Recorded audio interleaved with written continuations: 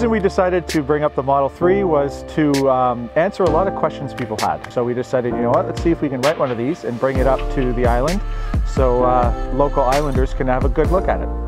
The trip I was able to take with James from San Francisco in the car here swept away all my doubts about whether or not my reservation was a good idea. And I'll miss the car a lot. The drive up was very comfortable, no compromise when it came to charging and range anxiety. We didn't even think about it once, about the range in the vehicle. So I find the interior really a pleasure. I mean, actually, I've fallen in love with that screen. I had doubts, like I think everybody did, but I actually love it. It has the minimalist dash, but it has the tech with the 15-inch screen. The vent system in it is amazing. For me, it was clean, lots of glass, minimal distraction. I like the vent. The exterior of the car is a joy to look at. I love it. Looks very much like a Tesla. There's no mistaking it. I like it.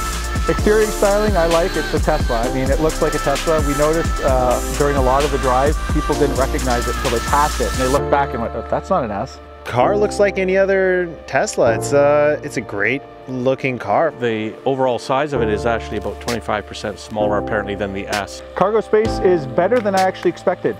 When Tesla was commenting on it, saying it's half the S, and you know, it's not as much cargo space as the S and X, I was, you know, it kind of makes you think.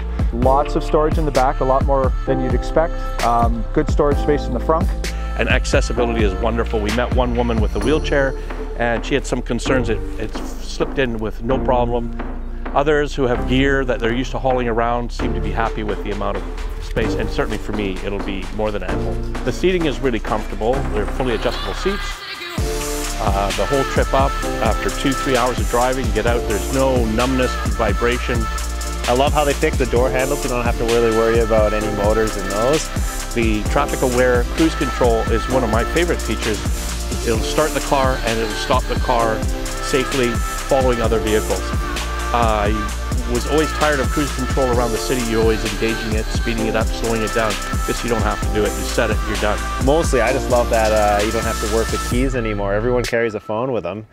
Why not be connected to Bluetooth, and why not, you know, use the mirrors as an indicator that it's locked or unlocked? That's just genius, cheap, and we're already paying for the car. Why not, you know, save money on the keys and all that? When we picked this car up, I had my first opportunity to ride in it.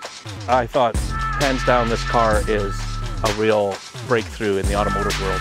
I didn't really know quite what to say. I had no words to describe it because it was well beyond any expectations that I had. I think it would be better to compare it to the upcoming, the longer range LEAF that comes out, and then you can sort of compare the two of them.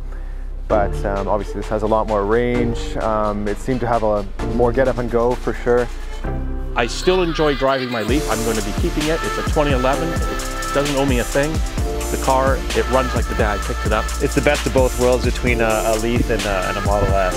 Obviously the LEAF is a great car for the city, not a road trip car though. And so I think this sort of, you know, picks up any of the weak spots with the LEAF and improves on them.